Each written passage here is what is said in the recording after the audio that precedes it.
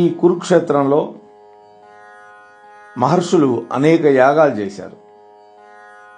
ఇక్కడ మరణించిన వాళ్ళకి పుణ్యలోకాలు లభిస్తాయని బ్రహ్మదేవుడు వరం ఇచ్చాడు. అట్లాగే పరశురాముల వారు 27 సార్లు క్షత్రియులను సంహరించి వాళ్ళ యొక్క రక్తంతో పితృతర్పణాలు చేసి ఇక్కడ ఒక 5 మడుగులు ఏర్పాటు చేశాడు. వాటినే శమంత పంచకం అంటారు. ఈ విధంగా ధర్మక్షేత్రమైన కురుక్షేత్రమైందని పురాణ ప్రసిద్ధి. ఇక ఆంతరంగికమైనటువంటి కురుక్షేత్రం గురించి కూడా మనం విచారించాలిగా. ఇప్పుడు బయట ఉన్న కురుక్షేత్రం గురించి చెప్పుకున్నాం. ప్రతివాడి లోపల కూడా ఉంది కురుక్షేత్రం. ఏమిటది? బాహ్యంగా జరిగినటువంటి కురుక్షేత్ర యుద్ధరంగమే నిమిత్తంగా భావించి వ్యాసదేవుడు మన మానవుల యొక్క హృదయాంతరాలలో జరిగేటటువంటి నిత్య నిరంతర కురుక్షేత్రాన్ని గురించి కూడా చెప్తున్నాడు. కురుక్షేత్రంలో పాండవ కౌరవ వీరులు పోరాడారు. పురాణాలలో వ్యక్తుల పేర్లు చెప్తారు, కానీ వేదాంత గ్రంథాల్లో వ్యక్తుల యొక్క పేర్లను గురించి కాకుండా వాళ్ళ యొక్క గుణగణాలను గురించి వివరిస్తారు. మనస్సు అనేటువంటి కురుక్షేత్రంలో కౌరవ గణాలు అంటే ఆసురీ సంపద, పాండవ గుణాలు అంటే దైవీ సంపద, ఈ రెండు పోరాటంలో పాల్గొన్నాయి. వీటి వివరణని 16వ అధ్యాయంలో పాఠకులు గమనించవచ్చు. బాహ్యంగా జరిగినటువంటి కురుపాండవుల యొక్క సంగ్రామం 18 రోజులు మాత్రమే జరిగింది. కానీ మన హృదయాంతర్గత కురుక్షేత్ర సంగ్రామం ఆమరణాంతం జరుగుతూనే ఉంటుంది, చచ్చేదాకా. భగవద్గీతలో ధృతరాష్ట్రుడు మాట్లాడినటువంటి శ్లోకం ఈ ఒక్కటే. మిగిలినటువంటి 700 శ్లోకాలు కురుక్షేత్ర రణరంగంలో సంజయుని చేత శ్రవణం చేయబడి చూడబడినటువంటి ప్రత్యక్ష వ్యాఖ్యానాలుగా ఉంటాయి. ఇంకో రహస్యం ఉంది. జాత్యంధుడైనటువంటి ధృతరాష్ట్రుడు ఆందోళనతో తన వాళ్ళను గురించి సంకోచంతో అడిగినటువంటి ప్రశ్నకి యుద్ధం యొక్క పరిణామ విషయాన్ని సూచిస్తూ సంజయుడు భగవద్గీతలో ఆఖరు శ్లోకంలో తన యొక్క సమాధానాన్ని చెప్పాడు. ఏమిటి ఆఖరు శ్లోకం? 18వ అధ్యాయం 78వ శ్లోకం. యత్ర యోగేశ్వర కృష్ణో యత్ర పార్థో ధనుర్ధరః తత్ర శ్రీ విజయోర్భూతి ధ్రువా నీతిర్మతిర్మమ అన్నాడు. అంటే ఎక్కడైతే యోగీశ్వరుడైన కృష్ణుడు, ధనస్సు ధరించినటువంటి అర్జునుడు ఉంటారో ఆ పక్షానికే విజయం. అక్కడే సకల సంపదలు, లక్ష్మి, నీతి వర్ధిల్లుతాయి. ఈ రీతిగా తొలి శ్లోకంలోని ప్రశ్నకి తుది శ్లోకంలో సమాధానం ఇచ్చాడు పరమాత్మ. అంటే యుద్ధంలో ఏమైందని అడిగాడు కదా. ఏమైంది? యుద్ధం లభించింది, యుద్ధం జరిగింది, పాండవులకు జయం లభించింది. క్షమించాలి. అందుకనే ఈ శ్లోకాన్ని కార్యసిద్ధి శ్లోకం అని పెద్దలు చెబుతారు. శ్రద్ధాభక్తులతో ఈ శ్లోకాన్ని 25,000 సార్లు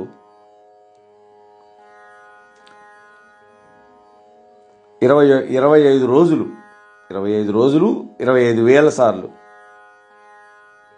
ఎవరైతే జపం చేస్తారో వాళ్ళకి అంతఃకరణ శుద్ధి కలుగుతుంది, సమస్త దుఃఖాలు కూడా నశించి వాళ్ళు అనుకున్నటువంటి కార్యం సిద్ధిస్తుంది అని అనుభవజ్ఞులైనటువంటి పెద్దలు చెబుతున్నారు.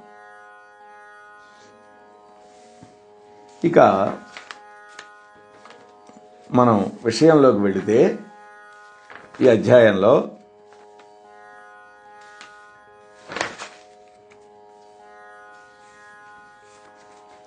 సంజయుడు అంతా వివరిస్తున్నాడు. ఆ యుద్ధం, ఆ రంగం ఎలా ఉంది, ఎవరెవరు సైన్యాలు ఉన్నారు, ఇవన్నీ చెబుతున్నాడు ధృతరాష్ట్రుడికి. ఆ తర్వాత పాండవులు తమ శంఖాలు ఊదారు, కృష్ణ భగవానుడు ఊదాడు. దాని గురించి చెప్తున్నాడు సంజయుడు. పాంచజన్యం హృషీకేశో దేవదత్తం ధనంజయగా పౌండ్రం దద్మౌ మహాశంఖం భీమకర్మావృకోదరగం అనంత విజయం రాజా కుంతీపుత్రో యుధిష్ఠిరగం నకుల సహదేవశ్చ సుఘోషమణి పుష్పకౌ అని 15-16 శ్లోకాల్లో చెబుతున్నాడు. ఓ ధృతరాష్ట్ర మహారాజా, శ్రీకృష్ణుడు పాంచజన్యాన్ని, అర్జునుడు దేవదత్తాన్ని, భీముడు పౌండ్రకము అనే శంఖాన్ని, ధర్మరాజు అనంత విజయం అనే శంఖాన్ని, నకులుడు సుఘోషాన్ని, సహదేవుడు మణిపుష్పకం అనేటువంటి శంఖాలను ఊదారు. వాళ్లే కాకుండా కాశీరాజు గారు శిఖండి, వాళ్ళ యొక్క సోదరుడు దుష్టజుమ్నుడు, విరాటుడు, సాత్యకి, ద్రౌపదుడు, అలాగే ద్రౌపదీదేవి 5 కొడుకులు, ఉప పాండవులు, అభిమన్యుడు, వీళ్ళందరూ కూడా తమ శంఖాలను గంభీరంగా ఊదారు. ఈ మధుర శ్లోకాల్లో ఎవరెవరు ఏ శంఖాలు ఊదారో సంజయుడు ధృతరాష్ట్రుడికి చెబుతున్నాడు. పంచజనుడు అనే రాక్షసుని సంహరించి వాడి ఎముకల వల్ల నిర్మించింది కాబట్టి శ్రీకృష్ణుడి శంఖాన్ని పాంచజన్యం అన్నారు. దేవేంద్రుడి చేత అర్జునుడికి బహూకరింపబడినది కాబట్టి దేవదత్తం అని పేరు వచ్చింది అర్జునుడి శంఖానికి. ఇక భీముడు ఊదినటువంటి శంఖం పౌండ్రకం, ధర్మరాజుది అనంత విజయం, నకుల సహదేవులది సుఘోషం మణిపుష్పకం. ఇవి వాళ్ళ శంఖాలు. అంటే అవన్నీ అద్భుతమైన శంఖాలు అని చెబుతున్నాడు. సరే, ఇక అర్జునుడు ఏమంటున్నాడు? సేనయోరుభయోర్మధ్యే రథం స్థాపయమేచ్యుతం యావదేవాన్ నిరీక్షేహం యోద్ధుకామానవస్థితాన్ కైర్మయా సహ యోద్ధవ్యం అస్మిన్ రణసముద్యమే అని 21-22 శ్లోకాల్లో అంటున్నాడు. ఓ కృష్ణ, నా రథాన్ని 2 సేనల మధ్య భాగంలో నిలబెట్టు అన్నాడు. ఈ యుద్ధంలో నేను ఎవరితో యుద్ధం చేయవలసి ఉంటుందో, ఎవరెవరు ఇక్కడికి వచ్చున్నారో వాళ్ళందరినీ నేను చూడాలి ఉంది అన్నాడు. అది అర్జునుడు చెప్పిన మాట. ఇక్కడ అచ్యుతుడు అంటే చ్యుతి లేనివాడని. చ్యుతి అంటే జారిపోవటం. అంటే తన యొక్క నిత్య సత్య శుద్ధ బుద్ధ ముక్త స్వరూపం నుండి పతనం పొందనివాడు అని భావం. అంతేకాదు, తనను ఆశ్రయించిన భక్తులని సంసార సాగరం నుండి పతనం చెందకుండా సముద్ధరించేవాడు కాబట్టి శ్రీకృష్ణుడు అచ్యుతుడు అనే నామంతో పిలువబడ్డాడు. 12 సంవత్సరాలు అరణ్యవాసం, 1 సంవత్సరం అజ్ఞాతవాసం, మొత్తం 13 ఏళ్ల సుదీర్ఘ సంవత్సరాలు రాజ్య వ్యవహారాలకు దూరంగా ఉన్నందువల్ల తన వాళ్ళనందరినీ ఈ యుద్ధారంభంలో చూడాలి అనుకుంటున్నాడు అర్జునుడు. అందుకని ఏం చెప్పాడు సారథి అయినటువంటి కృష్ణ భగవానుడికి? తమ యొక్క రథాన్ని 2 సేనల మధ్య భాగంలో నిలబెట్టమన్నాడు. ఇది ఆయన అన్నమాట. సంజయుడు అంటున్నాడు, ఏవ ముక్తో హృషీకేశో గుడాకేశేన భారత సేనయోర్యుభయోర్మధ్యే స్థాపయిత్వా రథోత్తమం భీష్మద్రోణ ప్రముఖతః సర్వేషాం చ మహీక్షితాం ఉవాచ పార్థ పశ్యైతానమవేతాన్ కురూనితి. ఇది ఓ ధృతరాష్ట్ర మహారాజా, అర్జునుడు ఈ విధంగా మాట్లాడగానే శ్రీకృష్ణుడు గొప్పది అయినటువంటి తన రథాన్ని 2 సైన్యాలకి మధ్య భాగంలో భీష్మ ద్రోణులకి ఎదురుగా నిలబెట్టి, ఓ కుంతీ కుమార, ఇక్కడ కూడా ఉన్నటువంటి నీ యొక్క కురు సంతతి వాళ్ళనందరినీ చూడు అన్నాడు కృష్ణ పరమాత్మ. ఈ అధ్యాయంలో కృష్ణ పరమాత్మ నోటి నుండి జాలివారినటువంటి వాక్యం ఇదొక్కటే. కృష్ణ ఉవాచ, భగవాన్ ఉవాచ అనే శ్లోకాలు అసలు లేవు ఈ అధ్యాయంలో. ఆయన బోధ వచ్చే అధ్యాయం నుంచి మొదలవుతుంది. ఇక ఈ శ్లోకంలో అర్జునుడు గుడాకేశుడు అని సంబోధించబడ్డాడు. గుడాకేశుడు అంటే ఏమిటి అర్థం అంటే నిద్రను జయించిన వాడని సామాన్య అర్థం. వేదాంత పరంగా ఆలోచిస్తే నిద్ర అంటే ఏంటి? తమోగుణం. కాబట్టి తమోగుణాన్ని జయించిన వాడని అర్థం. వాస్తవానికి తమోగుణాన్ని జయించిన వాడే బుద్ధిమంతుడవుతాడు. కాబట్టి ఎవడైనా తమోగుణాన్ని జయించాలి. ఇక్కడ భగవంతుడు ఏమంటున్నాడు? పశ్య ఏతాన్ సమవేతాన్ కురూన్ అని భగవంతుడు అంటున్నాడు. అంటే నీతో రక్తస్పర్శ గల బంధులోకాన్ని బాగా చూసుకో అన్నాడు. ఎందుకని? ఆ తర్వాత నువ్వు చూడాలన్నా చూడలేవు, వాళ్ళందరూ చస్తారనేటువంటి అంతరార్థం. గంభీరమైనటువంటి ఈ పలుకులతోటి పార్థుడిలో ఎటువంటి శారీరక మానసిక మార్పులు కలిగినాయో మనం విచారించాలి కదా. ఆ తర్వాత అర్జునుడు రెండు సేనలలో ఉన్నటువంటి తండ్రి వరస అయ్యేవాళ్ళని, తాతయ్యలని, గురువులని, మేనమావలని, సోదరులని, పుత్రులను, మనుములని, మనవ సంతానం కూడా ఉంది. అంటే దుర్యోధనుడు కొడుకున్నాడు లక్ష్మణుడు, వాడి పేరు. అటువంటి వాళ్ళు ఉన్నారు. స్నేహితులను, మామయ్యలను, మరియు అనేకమైనటువంటి హితాభిలాషులను చూశాడు. పార్థుడు తన విశాలమైన నేత్రాలు విప్పి రెండు సేనలని బాగా మళ్ళా చూశాడు, పరకాయించి. అందులో భూరిశ్రవుడు మొదలైన వాళ్ళు ఉన్నారు, భీష్ముడు మొదలైన పితామహులు ఉన్నారు, ద్రోణాది గురుదేవులున్నారు, శల్యుడు మొదలైన మేనమావులున్నారు, దుర్యోధనాది సోదరులున్నారు, అభిమన్యాది కుమారులున్నారు, లక్ష్మణ కుమారుడు ఇటువంటి వాళ్ళు మనమలున్నారు, అశ్వత్థామాది స్నేహితులున్నారు, ద్రుపదుడు మొదలైన వాళ్ళు మామలున్నారు, కృతవర్మాది హితాభిలాషులున్నారు.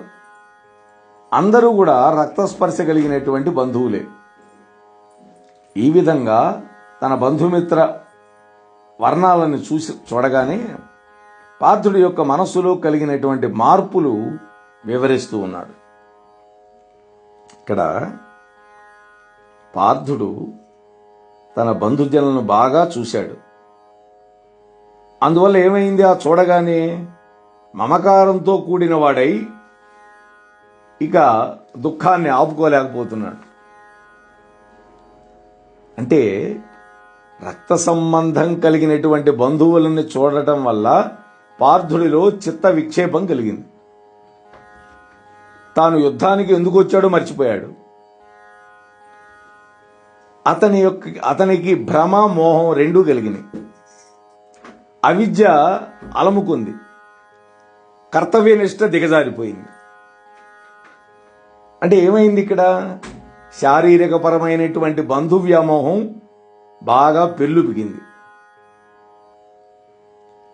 అంటే ఇక్కడ ఏమైనాడు? కృపయావిష్టుడైనాడు. అంటే ఆయన మనస్సులో జాలి, దయ బాగా ఎక్కువైనాయి. కృప అంటే దయ, కరుణ, ప్రేమ అనే సామాన్యార్థాలున్నాయి. తనకి మిక్కిలి అన్యాయాన్ని, ద్రోహాన్ని, అపకృతులను చేసినటువంటి ధృతరాష్ట్రుడి యొక్క కొడుకుల మీద అర్జునుడికి ఇంతవరకు ద్వేషాగ్ని, క్రోధం ఇంత మాత్రమే ఉన్నాయి. క్షణమాత్రంలో తద్విరుద్ధమైనటువంటి మానసిక మార్పు రావడానికి కారణం ఏంటి? అది కేవలం దయ కాదు. దయ, కరుణ మొదలైనవి మహాపురుషుల యొక్క లక్షణాలు. కానీ ఇటువంటి కృప వల్ల దుఃఖం, శోకం, చిత్తభ్రమ, అశాంతి మొదలైనటువంటి దుర్లక్షణాలు కలిగినాయి. కానీ అది వాస్తవంగా కృప కాదు. ఏమిటది? తీవ్రమైనటువంటి మమకార పిశాచాలు. అంతే తప్ప కృప కాదు. మమకారం అనే పిశాచం పట్టుకుంది. తీవ్రమైనటువంటి మమకార పిశాచాలు కృప అనేటువంటి ఒక ముసుగులో కనపడ్డాయి. ఇటువంటి భయంకరమైనటువంటి మమకార జాడ్యం వల్ల పార్థుడిలో కలుగుతున్నటువంటి శారీరకమైన, మానసికమైనటువంటి విపరీత కల్లోల పరిస్థితి ఈ కింద శ్లోకాల్లో చెబుతున్నాడు. దానివల్ల ఏమైంది అర్జునుడికి?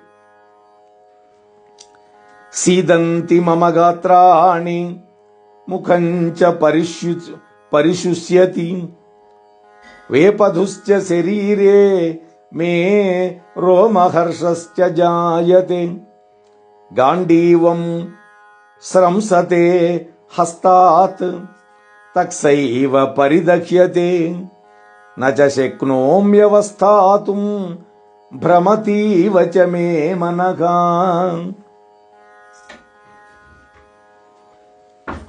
కృష్ణ పరమాత్మతో చెప్తున్నాడు అర్జునుడు, కృష్ణ, యుద్ధం చేయడానికని వచ్చాను, కానీ ఇక్కడ ఉన్నటువంటి నా యొక్క బంధువులను చూడగానే నా అవయవాలన్నీ కుంగిపోతున్నాయి. నా నాలుక పిడతకొట్టుకొని పోతోంది. నా శరీరం అంతా దహింపబడుతూ ఉన్నది, తాపం కలుగుతోంది. అలాగే నా శరీరం రోమాంచితం అవుతోంది. నా చేతి నుండి గాంధీవం జారిపోతోంది. నేను నిలబడటానికి కూడా శక్తి లేకుండా ఉన్నాను. నా మనస్సు కూడా గిరగిరా తిరిగిపోతుంది. తలకాయ తిరిగింది అంటే మనస్సు తిరిగిపోయిందని. కృష్ణ, నాకు భయంకరమైనటువంటి దుశ్శకునాలు కనపడుతున్నాయి. యుద్ధంలో బంధుజనులను సంహరించడం వల్ల నాకు కలిగే శ్రేయస్సుని నేను గమనించలేకపోతున్నాను. ఇది ఎందుకని? దీనికి కారణం ఏంటి? రక్తస్పర్శ గల బంధువులను చూడగానే అర్జునుడిలో కలిగినటువంటి విపరీతమైనటువంటి బంధు వ్యామోహజనితమైనటువంటి మమకారం అనే వ్యాధి వల్ల, ఆ వ్యాధి శోకంగానే పార్థుడిలో చిత్త విక్షేపం కలిగింది. అంటే మెంటల్ యాగోని. బీపీ పెరిగిపోయింది, కాళ్ళు చేతులు దడ, గుండెల్లో మంట, గాంధీవం జారిపోవటం, ఇవన్నీ దుశ్శకునాలే. కర్తవ్యాన్ని మరిచిపోయి మనోబుద్ధి బలాలు క్షీణించిపోగానే ఒక అపస్మారక వ్యాధిగ్రస్తుడి యొక్క లాగా దుఃఖిస్తూ శరీర పాటవాన్ని కోల్పోయి ఇంకా నిస్సారమైనటువంటి మాటలు పలుకుతున్నాడు అర్జునుడు. ఏమని? నకాంక్షే విజయం కృష్ణ నచ రాజ్యం సుఖాని చ కిన్నో రాజ్యేన గోవింద కిం భోగైర్జీవితేన వా కిం భోగైర్జీవితేన వా. ఓ కృష్ణస్వామి, యుద్ధంలో విజయం గాని, రాజ్యాన్ని గాని, సుఖాలను గాని నేను కోరుకోను అన్నాడు. నకాంక్షే, నా కోరికే లేదన్నాడు. ఈ రాజ్యం వల్ల గాని, భోగాల వల్ల గాని మనకేం ప్రయోజనం కలుగుతుంది అంటున్నాడు. పార్థుడి యొక్క ఈ వాక్యాలు అతనిలో కలిగినటువంటి వైరాగ్యాన్ని సూచిస్తున్నట్లుగా కనిపిస్తుంది. అయితే ఇది నిజమైన వైరాగ్యమా? కాదు. వాస్తవ వైరాగ్యం కానే కాదు. మనకు కూడా సమాజంలో ఉన్నాయి ప్రసూతి వైరాగ్యం అని, శ్మశాన వైరాగ్యం అని చెబుతుంటారు. ఎవడైనా చచ్చిపోయినప్పుడు అందరికీ ఇదే గతి అనుకుంటాడు, ఇంటికి వచ్చేవన్నీ మర్చిపోతాడు. అట్లాగే ప్రసూతి వైరాగ్యం, ఆ బాధ పడలేక ఇక జన్మలో పిల్లల్ని కనకూడదు అనుకుంటుంది. చూడండి, స్త్రీ మడిగంటూనే ఉంటుంది. ఇవన్నీ కూడా తాత్కాలికం. మోహనవాణి తెలుగు పోడ్కాస్ట్ ఛానల్ని లైక్, షేర్, సబ్స్క్రైబ్ చేయండి. ప్రక్కనున్న గంటను మ్రోగించండి.